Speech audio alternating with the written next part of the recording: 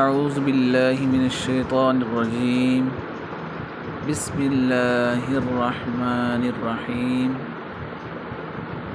اگر پیسہ بھی آتا ہے اور چلا بھی جاتا ہے تو یہ پڑھو۔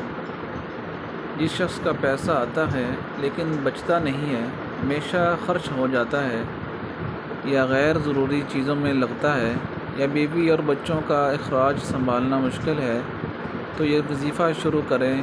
انشاءاللہ اللہ پیسے میں برکت دے دے گا اور خرچ میں رعایت ہوئے گی۔ اللہم بارک لنا فیما رزقتنا وقنا عذاب النار۔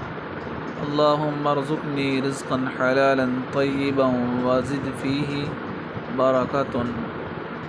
اے اللہ، جو تو نے ہمیں دیا ہے اس میں ہمیں برکت دے اور ہمیں جہنم کے عذاب سے بچا۔ اے اللہ، مجھے حلال اور پاکیزہ رزق دے اور اس میں برکت دے۔ نبی کریم صلی اللہ علیہ وسلم نے جو دعا یہ فرمائی، روزانہ پڑھیں، اللہ اس کے رزق میں بہت برکت دیتا ہے۔